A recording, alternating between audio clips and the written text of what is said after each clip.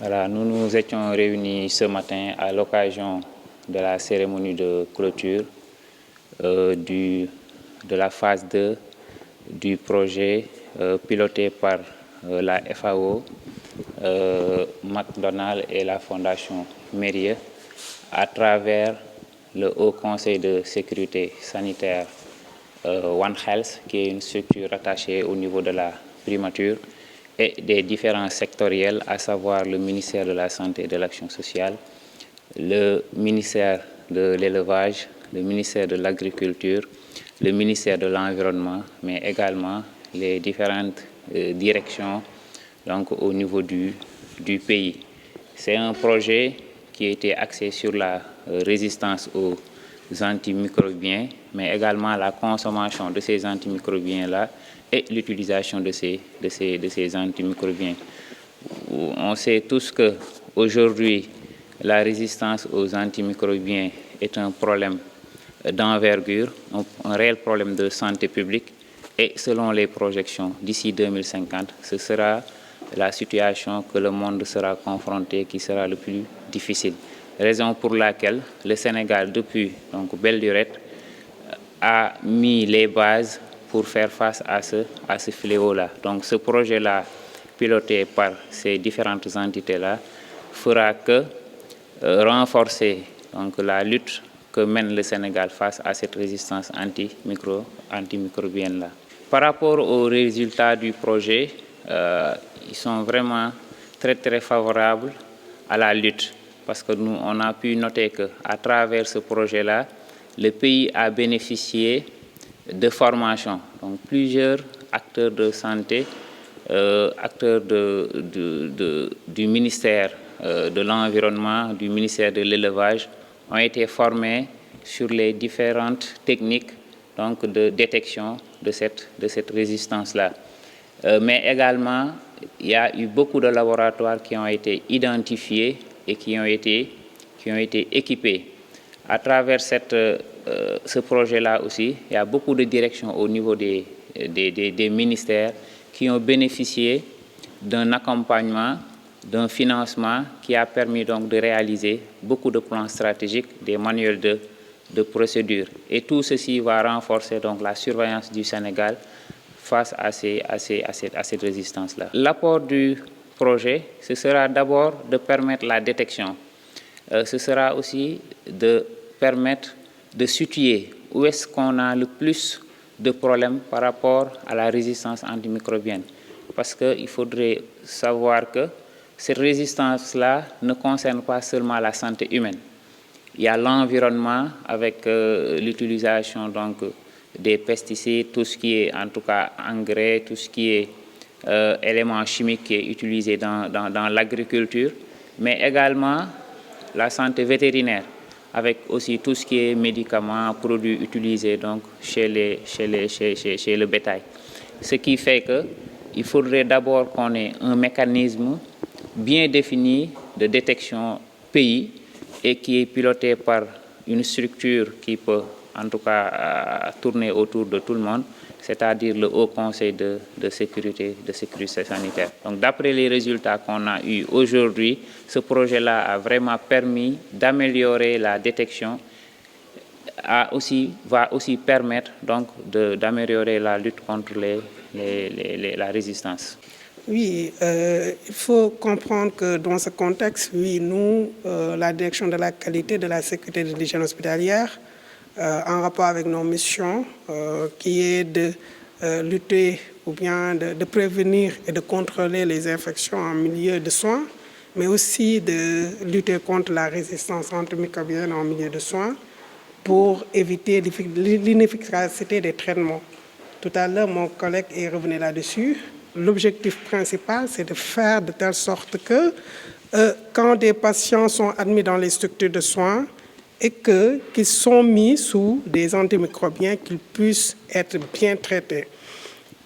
Nous avons vu à travers une enquête qu'on a fait avec l'aide de la Fondation Mérieux, qui est un partenaire de ce projet, que nous, la direction qualité, nous sommes bénéficiaires sachez que je parle en tant que bénéficiaire et un partenaire de mise en œuvre. Cette enquête a montré des résultats extrêmement alarmants par rapport à la prescription des antimicrobiens en milieu hospitalier, mais c'est une enquête ponctuelle, donc une enquête imagée. Mais ce sont des données qui sont extrêmement importantes. Cela va conditionner par rapport à l'amélioration des pratiques, particulièrement de la prescription en milieu de soins pour assurer la sécurité des patients. Ce qu'on peut dire par rapport au vu des résultats qui sont projetés, cela permet davantage d'avoir une lecture beaucoup plus visible, que ce soit dans le domaine de la santé humaine, animale, de voir nettement que les défis sont énormes et il faudra de manière coordonnée, et heureusement que nous avons ce Haut Conseil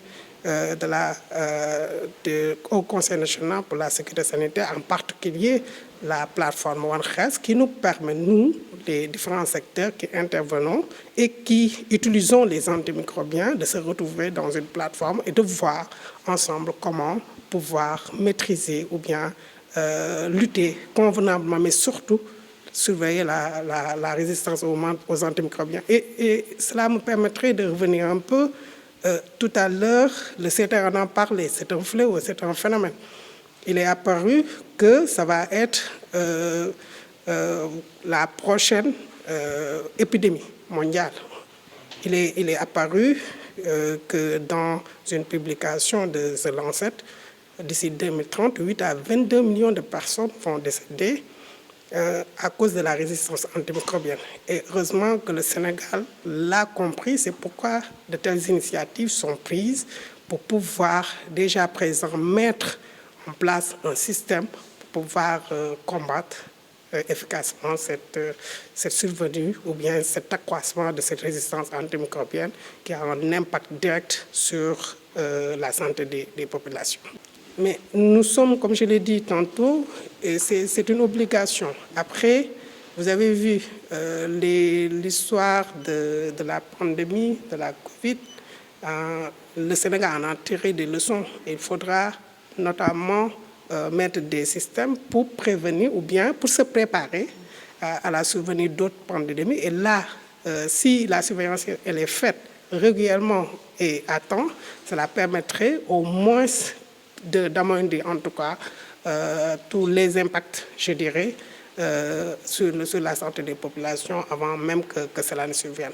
Alors, dans le cadre de ce projet, la Fondation Mérieux a été une institution de mise en œuvre. Pour ceux qui ne connaissent pas la Fondation Mérieux, c'est une fondation familiale qui capitalise une expérience de plus de 50 ans dans la lutte contre les maladies infectieuses. Donc la lutte contre la résistance aux antimicrobiens fait partie également des priorités de la Fondation Mérieux. Donc en partenariat avec l'État britannique, nous avons mené à bien ce projet qui a duré 2 ans. Nous sommes aujourd'hui à une étape fondamentale de ce projet, la réunion de clôture qui réunit toutes les parties prenantes qui convergent autour de la RAM. Les parties prenantes institutionnelles, mais également les parties prenantes, les partenaires techniques et financiers. Et donc, on a vu, il y a eu beaucoup de réalisations phares qui ont été faites au cours de ce projet, et je magnifie la participation de la plateforme One Health, pilotée par le Dr Adjaratou Diakhou Ndiaye, qui a assuré la coordination nationale de ce projet-là. Donc, pour rappeler que le Sénégal a été l'unique pays francophone à avoir bénéficié de cette subvention Fleming Fund. Et nous sommes aujourd'hui à la 2e phase de ce projet et nous capitalisons beaucoup de résultats.